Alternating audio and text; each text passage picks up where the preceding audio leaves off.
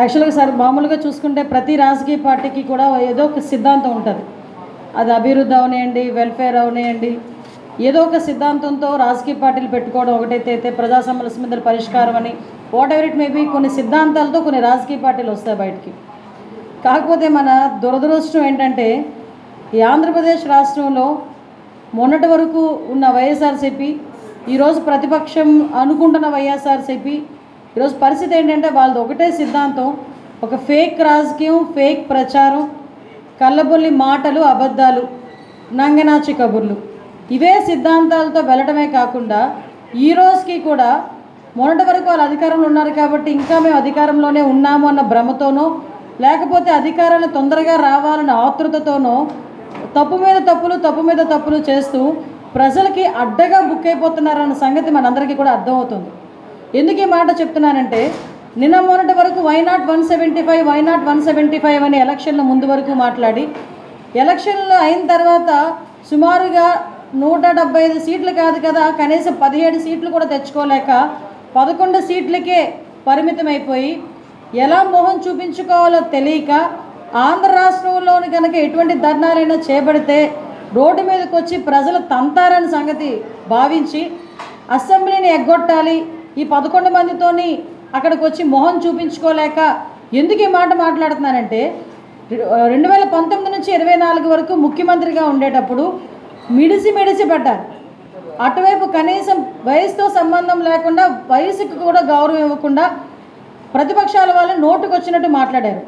అయితే ఈరోజు అదే 11 మందితో ప్రతిపక్ష హోదా కూడా లేకుండా సాధారణ పులివెందుల ఎమ్మెల్యేలాగా అసెంబ్లీలో అడుగు పెట్టలేక ఏదో విధంగా అసెంబ్లీ నుంచి బయటికి రావాలనే ఉద్దేశంతో అసలు రాజకీయానికి సంబంధం లేని ఒక వినుకొండ ఇష్యూని బేస్ చేసుకొని ఇక్కడ రాష్ట్రంలో ఏదో జరిగిపోతున్నాయని చెప్పి ఎస్టాబ్లిష్ చేయడానికి ఢిల్లీలో కూర్చొని అనకూడదు కానీ ఆ జంతర్ మంతర్ దగ్గర ఈ తొగ్లక్ రెడ్డి వెళ్ళి కూర్చొని ధర్నా చేయటం చూస్తూ ఉంటే నిజంగా ఒక్కొక్కసారి ఏదో అంటారు కదా, జగన్మోహన్ రెడ్డికి ఒక్కొక్కసారి మైండ్ పోతుంది అంటుంటారు. నిజంగా మైండ్ పోతుందేమో అనిపిస్తుంది.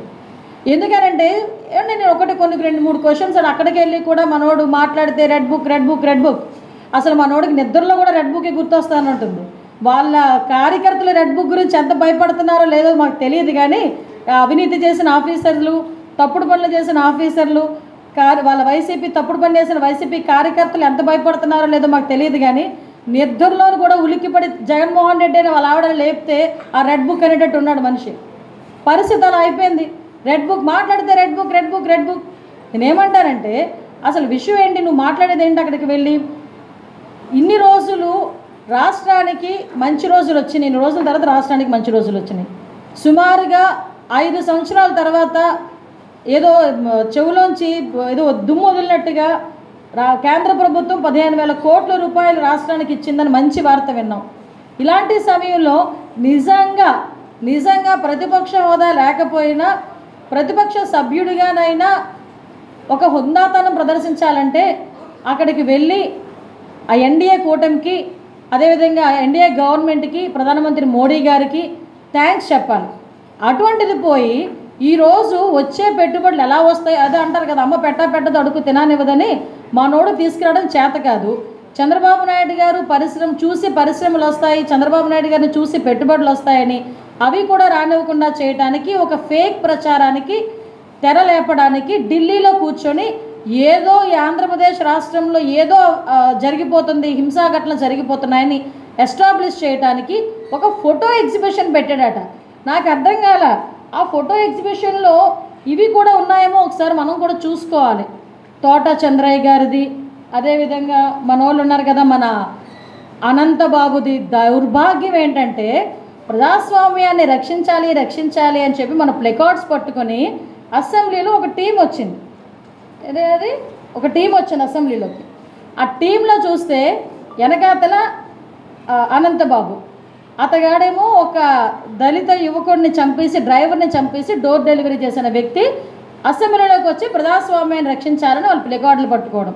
16 కేసుల్లో నిందితుడు సొంత బాబాయిని హత్య చేయించిన వాడిని పక్కన పెట్టుకుని తిరుగుతున్న ఈ జగన్మోహన్ రెడ్డి ప్రజాస్వామ్యాన్ని రక్షించాలని ప్లెకార్డ్స్ పట్టుకోవడం. అదేవిధంగా మొన్నటి వరకు శిరోముండనం కేసులో జైలు శిక్ష పడి మళ్ళీ హైకోర్టులో ఏదో బొక్కబార్లో పడి వెనక్కి వచ్చినట్టుగా ఉన్న తోట త్రిమూర్తులు. అదేవిధంగా నోటికి ఎంత మాట వస్తే అంత మాట్లాడి తిట్టడమే నా హీరోయిజం అనుకుని భావించే ఆ దువ్వాడ శ్రీనివాసరావు, ఇలాంటి వాళ్ళందరూ ముందుకు నుంచొని ప్లకార్డ్స్ పట్టుకొని నుంచున్నారు. ఆ నుంచుంటే ఉంటే వాళ్ళందరికీ చెప్తా ఉంటే ప్రజాస్వామ్యాన్ని రక్షించమని వాళ్ళు చెప్తా ఉండడం నిజంగా ప్రజాస్వామ్యానికి సిగ్గుచేయడం మొన్న అసెంబ్లీ రోజు. సో ఇటువంటి సిచ్యువేషన్లో ఈరోజు అక్కడికి వెళ్ళి మాట్లాడి నేనేమంటానంటే ఎస్ నిజమే, నువ్వు ఫోటో ఎగ్జిబిషన్ పెట్టావు కదా, ఎమ్మెల్సీ అనంతబాబు చంపేసిన సుబ్రహ్మణ్యం డ్రైవర్ని ఫోటో పెట్టావా, అక్కడ మర్చిపోయావా? అదేవిధంగా తోట చంద్రయ్య జై జగన్ అన్నందుకు పీక కోసి చంపేశాడు మీ వైఎస్ఆర్సీపీ నాయకుడు, ఆ ఫోటో పెట్టావా జగన్మోహన్ రెడ్డి? అదేవిధంగా ఈరోజు మనం చూసుకుంటే రఘురామకృష్ణరాజు గారిని ఇష్టానుసారంగా నీవు చేసిన పనుల్ని తప్పుడు పనులని చెప్పినందుకు కస్టోడియల్ టార్చర్ చేసావు కదా, మరి అతను ఫోటో పెట్టావా? అదేవిధంగా డాక్టర్ సుధాకర్ది, వరప్రసాద్వి, అదేవిధంగా ఓం ప్రతాప్వి ఫోటోలు పెట్టావా? అదేవిధంగా మనం చూసుకుంటే చాలా ఫొటోస్ ఇక నా దగ్గర ఉన్నాయి. అమరావతి రాజధానిగా కొనసాగాలని మహిళా రైతులు రోడ్ల మీదకి వచ్చి ధర్నా చేస్తే పోలీసుల చేత కొట్టించి ఈడ్చుకొని వెళ్ళిన ఆ ఫోటోలు పెట్టకపోయావా? కావాలంటే నేను ఇస్తా. నువ్వు 5 సంవత్సరాల్లో నువ్వు చేసిన అరాచకాలకి ఫోటో ఎగ్జిబిషన్ పెట్టాలంటే ఢిల్లీలో జంతర్ మంతర్ కాదండి, ఢిల్లీలో ఇంచుమించు ఢిల్లీలో సగం అయిపోతుందేమో, ఢిల్లీలో సగాన్ని ఆక్రమించుకొని మేము ఫోటో ఎగ్జిబిషన్ పెట్టాలి ఈరోజు నువ్వు చేసిన అరాచకాల గురించి చెప్పాలంటే. ఓకే, నువ్వు ఈరోజు ఆరోపణ చేస్తున్నావు. నేను మొన్న కూడా డైరెక్ట్గా చెప్పాను, ఏసే హోమ్ మినిస్టర్ అడుగుతున్నా 36 మంది రాజకీయ హత్యలు అన్నావు. కాదు, 4 హత్యలు రాజకీయ హత్యలు, అందులో 3 టీడీపీ వాళ్ళే బలైపోయారు, ఒకరు వైఎస్ఆర్సీపీ వాడు చనిపోయారు అని చెప్పి క్లియర్గా నేను చెప్పాను విత్ క్రైమ్ నెంబర్స్. 36 మంది రాజకీయ హత్యలు అన్నావు, 45 రోజుల్లో 36 మంది రాజకీయ హత్యలు అన్నావు. నువ్వు అన్నదాని గురించి నేను మాట్లాడుతున్నా. మరి 36 మందికి రాజకీయంగా వైఎస్ఆర్సీపీతో ఏ సంబంధం ఉంది? అసలు 36 మంది పేర్లేంటి? 36 మందికి వైఎస్ఆర్సీపీతో ఉన్న సంబంధాలేంటి? ఈ 36 మంది దగ్గరికి ఎప్పుడైనా వైఎస్ఆర్సీపీ లీడర్ వెళ్ళినట్టుగా కానీ పరామర్శించినట్టుగా కానీ ఇటువంటి ఆధారాలైనా ఉన్నాయా? కనీసం అలాంటి విషయాలు ఒక కేసు అయినా నమోదైందా? వీటి గురించి ఆన్సర్ చెప్పే దమ్ముందా? అక్కడికి ఏదో వెళ్ళిపోయి నేను అక్కడ కూర్చుంటాను, ఇక్కడ ధర్నా చేస్తే తంతారు కాబట్టి ఆంధ్రప్రదేశ్లో ధర్నా చేస్తే జగన్మోహన్ రెడ్డి ఆడవాళ్ళు వచ్చి తంతారు, అమరావతి మహిళా రైతులు వచ్చి తంతారు కాబట్టి వెళ్ళి ఢిల్లీలో కూర్చొని ధర్నా చేస్తున్నావు. ఢిల్లీలో కూర్చొని ధర్నా చేసి ఏం మాట్లాడుతున్నావు? ఆంధ్రప్రదేశ్ ప్రదేశ్ దెబ్బతినేటట్టుగా మాట్లాడుతున్నావు. నువ్వేమో ఏదో అంటారు కదా, 5 సంవత్సరాల్లోని అవినీతి, దౌర్జన్యము, దోచుకోవడం ఈ 3 ఎజెండాగా పెట్టుకొని పరిపాలించిన నువ్వు ఈరోజు చంద్రబాబు నాయుడు గారిని చూసి సిగ్గు తెచ్చుకోవాలి. ప్రమాణ స్వీకారం చేసి నెల రోజుల్లోపే 2 సార్లు ఢిల్లీ వెళ్ళి ఈరోజు బడ్జెట్లో సుమారుగా 15,000 కోట్ల రూపాయలు ఈరోజు రాష్ట్ర అభివృద్ధి గురించి పెట్టించుకునే పరిస్థితి ఈరోజు వచ్చింది. నువ్వు లాస్ట్ 5 సంవత్సరాలు 40 సార్లు వెళ్ళి ఉంటావు, 1 రూపాయినా తీసుకొచ్చావా? 40 సార్లు వెళ్ళి ఉంటావు. ఏ రోజు చూడు ఒక వెంకటేశ్వర స్వామి బొమ్మనో ఒక శాలువ తీసుకెళ్తాడు, ఏందిరా అక్కడికి వెళ్ళి మాట్లాడేదంటే కాలు మొక్కుతాడు, ఇంకా ఏందిరా మాట్లాడేదంటే అక్కడికి వెళ్ళి మాట్లాడేది ఏంటి, నా కేసుల పరిష్కారం ఎప్పుడని మాట్లాడుకొని వచ్చేసావు 2 రోజులు. ఈరోజు నేర్చుకోవా, నువ్వు ఇంకా చాలా రాజకీయం ఉంది కదా, చంద్రబాబు నాయుడు గారు లాంటి సీనియర్ నాయకుడిని ముఖ్యమంత్రిని చూసి నేర్చుకోవాలి.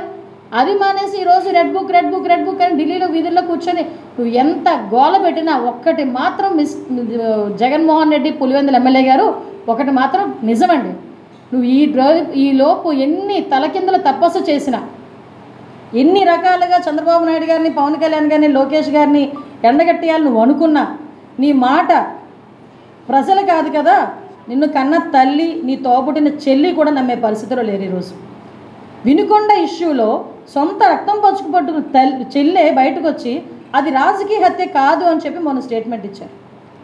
అరే నేను అడిగాను, రాజకీయ హత్య అయితే ఇప్పుడు తోట చంద్రయ్య గారు ఉన్నారండి, చనిపోయారు, చంపేశారు, చంద్రబాబు నాయుడు గారు వెళ్ళారు, ఆ కుటుంబానికి సుమారుగా ఒక 40 లక్షల 50 లక్షల రూపాయలు ఎక్స్గ్రేషన్ ఇచ్చి వచ్చారు.